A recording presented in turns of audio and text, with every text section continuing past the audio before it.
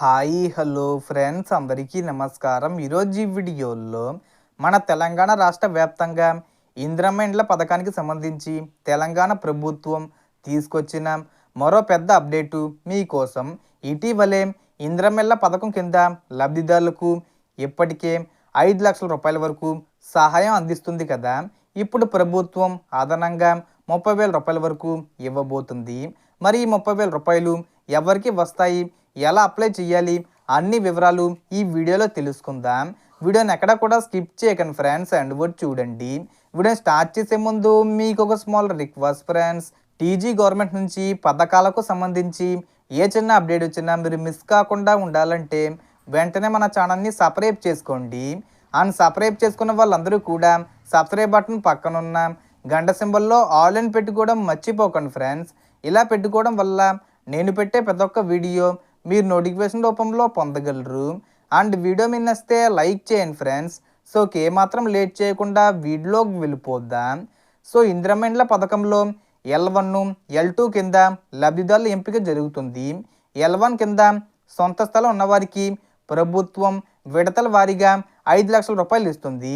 Basement వేస్తే 1 లక్ష రూపాయలు, గోడలు కడితే 1,25,000 రూపాయలు, స్లాబ్ వేసుకుంటే 1,75,000 రూపాయలు, ఇల్లు పూర్తయితే మరో 1 లక్ష రూపాయలు, అంటే బీసీలకు మొత్తం 5 లక్షల రూపాయలు వస్తే ఎస్సీ ఎస్టీలకు 6 లక్షల రూపాయల వరకు ఇస్తుంది.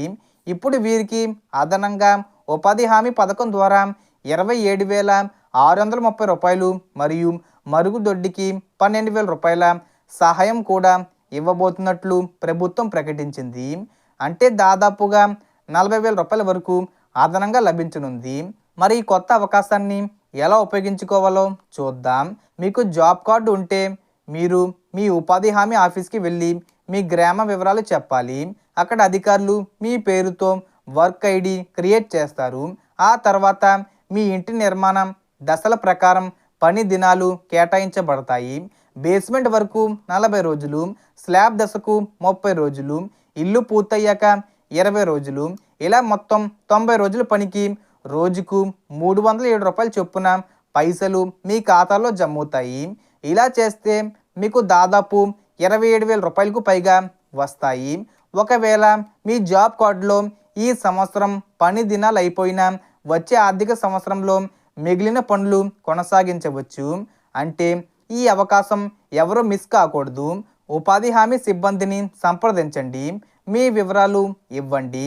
వారు మీ పేరుతో వర్క్ ఐడి క్రియేట్ చేస్తారు. హౌసింగ్ అధికారులు ఇప్పటికే మీ ఇంటి డేటాను పంపిస్తారు. దాంతో మీరు ఈ అదనపు నిధులకు అర్హులవుతారు. ఇంకో మంచి వార్త, స్వచ్ఛ భారత్ పథకం కింద మరుగుదొడ్డికి 12,000 రూపాయలు కూడా వస్తాయి.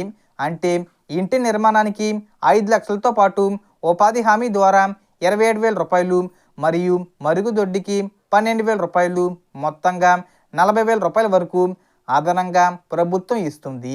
ఇది తెలంగాణ ప్రభుత్వం వారి ప్రతిష్టాత్మక పథకం కింద పేదలకు నిజమైన ఆర్థిక భరోసా. అందుకే ప్రతి ఒక్కరూ కూడా ఈ అవకాశాన్ని మిస్ కాకుండా వెంటనే అప్లై చేసుకోండి.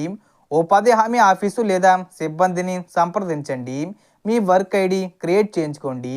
ఇంటి పనులు దశల వారీగా పూర్తి చేసి ఈ అదనపు డబ్బు పొందండి. So total information the friends. మీకు ఈ వీడియో నచ్చితే లైక్ చేయండి, షేర్ చేయండి అండ్ సబ్స్క్రైబ్ చేసుకోండి. Thanks for watching.